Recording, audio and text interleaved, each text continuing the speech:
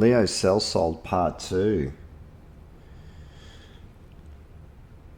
Let's just launch into George W. Carey's take. I'm going to read this out from his fantastic book, The Zodiac and the Salts of Salvation.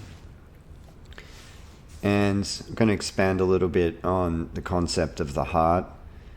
And there's going to be some Taoist take on this as well, obviously because of my Chinese medical background. This salt is phenomenal, and the energies around understanding the heart being, from a Chinese medical point of view, the emperor that rules. It's the sovereign ruler of the body. In ancient China and acupuncture particularly, it's interesting to note that there was never originally a heart meridian. And so to access the heart, they had to use the pericardium meridian. The pericardium is in the heart protector.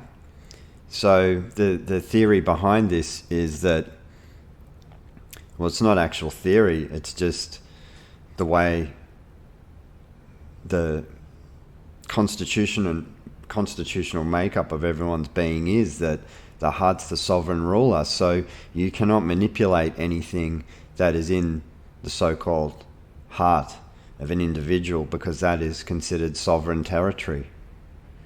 And no one has the right to invade that space. So that's a very interesting concept. It relates to the fire element. And the fire element is easily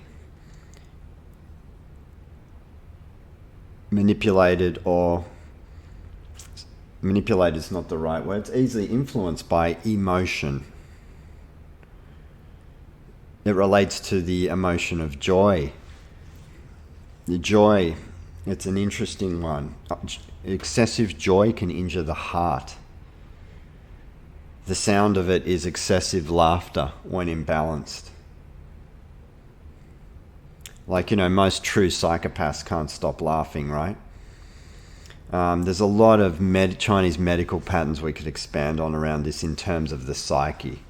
But the heart is considered sovereign territory. It governs the blood. The blood is considered your psyche, your spirit, or what they will call the Shen. And the Shen is parts of us that makes up our psyche, our minds. So anything that corrupts the blood is going to corrupt our thinking, it's going to corrupt our psychology. Blood holds trauma, and that's why in ancient Chinese, bleeding was very important practice in terms of what they call dian kuang, or mania, or bipolar, or any kind of manic disorder would bleed to calm the spirit, to calm the Shen, to calm the mind. So this concept of joy scatters our Shen when it's imbalanced. And this can happen from, we look at the hedonistic world we live in now, where everyone wants to pop ecstasy to have a good time, or do 10 lines of coke when they feel like they need to enjoy life. This concept, this hedonistic concept, will weaken and damage our heart. And all the great psychologists knew, like Freud, that the heart is the mind, not the brain. So George W. Carey would say that Leo, the heart of the zodiac, meaning the heart of the universe. The sun overflows with divine energy. It is the brew pot that forever filters and scatters the exila of life. So those born while the sun is passing through Leo, July 22 to August 23, the 23rd, receive heart vibrations or pulses of the grand man or the circle of beasts. All the blood in the body passes through the heart. So the Leo native is recipient of every quality and possibility contained in the great alchemical vase, the sun of heaven. The impulsive traits of Leo people are symbolized in the pulse, which is a reflex of the heart throbs. And it's interesting he mentions the pulse because, when we do, obviously, Chinese medicine, the pulse is reading on multiple levels. But one of the key reading signs of the pulse is reading someone's psyche, because when you're tuning into someone's blood, you're tuning into their way of thinking. So the astronomer, by unerring law of mathematics applied to space, proportion, and the so far divorced wheels of the cogs of the uni machine, can tell where a certain planet must be located before a telescope has verified the prediction. So the astrobiochemist knows there must be of necessity be a blood mineral and tissue builder to correspond with a materialized angle of the circle of the zodiac. The phosphate of magnesia in biochemical therapeutics is the remedy for all spasmodic impulsive symptoms. This salt supplies the deficient worker or builder in such cases and thus restores normal conditions. A lack of muscular force or nerve vigor indicates a disturbance in the operation of the heart cell salt, magnesia phosphate, which gives the lion's spring or impulse to the blood that throbs through the heart. Leo is ruled by the sun, and the children of that celestial sign are natural sun worshippers. Gold must contain a small percent of alloy or base metal before it can be used commercially. Likewise, gold is the sun's rays or vibration, must contain a high potency of this earth salt, magnesia, in order to be available for use in bodily function. Thus, through the chemical action of the inorganic mineral and water in the organic sun rays and ether, does the volatile become fixed and the word become flesh. So Leo people consume their birth salts more rapidly than they consume any other salts of the blood. Hence, they are often deficient in magnesium.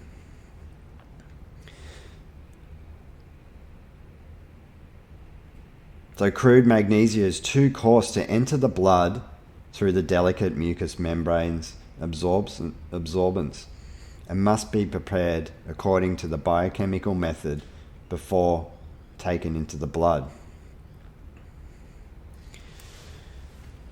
And that's the importance of these salts. They hold a certain vibration, they hold a certain frequency, but they make the mineral more absorptive into our blood streams.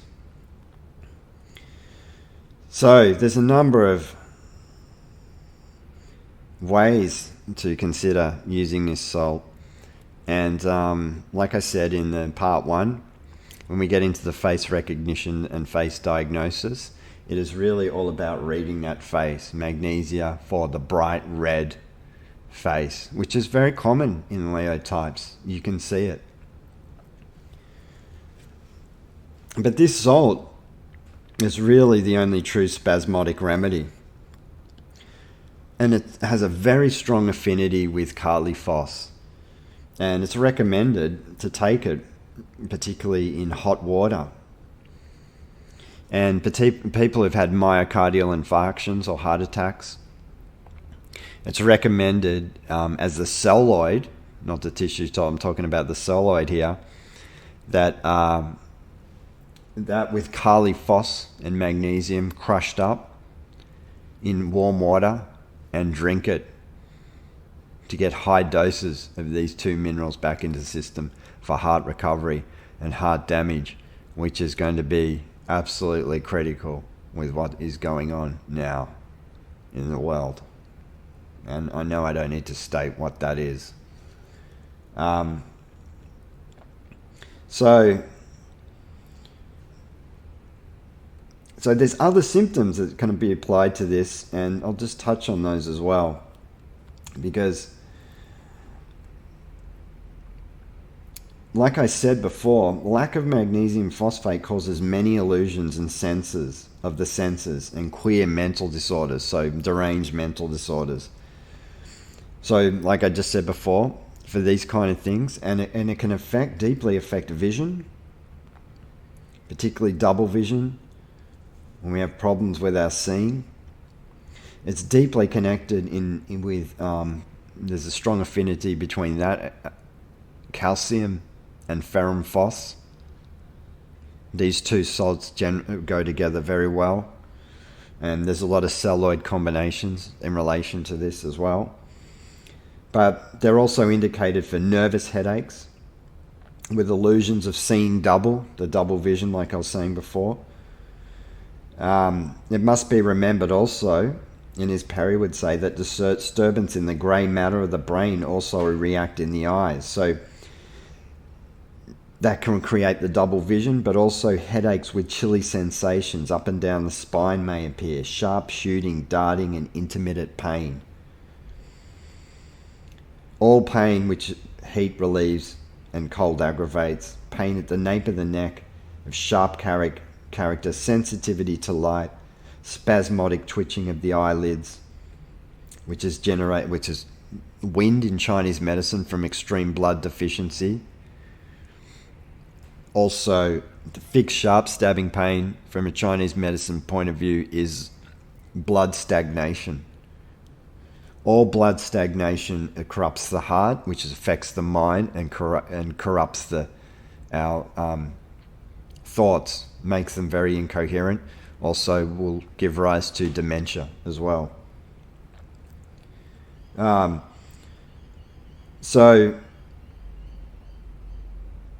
Also, this salt is a very interesting indication for this is, particularly a loss of sense of smell when not caused by a cold or anything like this. So most people can lose when they get very bad colds. For example, what's going on with the COVID thing, people lose their sense of smell.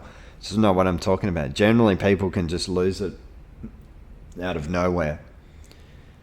And this is a very interesting requirement of magnesium.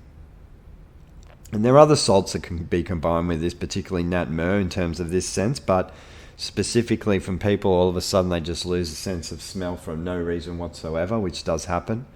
Magnesium phosphate. Other symptoms: twitching of the mouth, spasmodic stammering, locked jaw, convulsions in teething children, spasmodic closing of the windpipe, which is very rare, constricting feeling of the throat, stomach spasms, cramping in the solar plexus, pain accompanying belching of gas, spasmodic retention of urine, menstrual colic, neuralgia of the ovaries, which is usually caused by cold. So magnesium has an affinity for heat and warmth. This is why you can crush the celloid particularly up and put it in warm water. It likes kind of warmth. Constrictive coughs, spasmodic coughs a lot of children have, these barking type of coughs. They're indicated, and you would combine those with calcium phosphate because obviously children need a lot of that for growth. Trembling and involuntary hand motions, which is what we call when people get things like Parkinson's, can't stop shaking. That's a lot to do with, in Chinese medicine, we call that wind.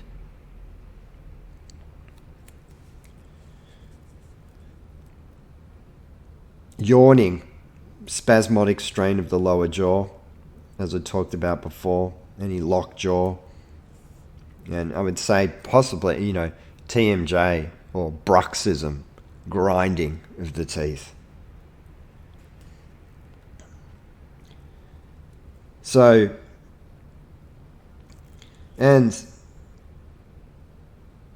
the focus of emotions can blow out our heart and can injure our heart from excessive excitability.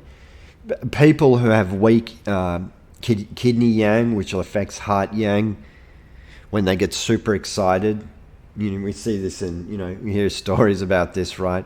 When men end up having heart attacks when they're having sex and things like this. They're overexcited and the yang chi's weak. They can't consolidate the heart, and then it blows out and they have heart attacks.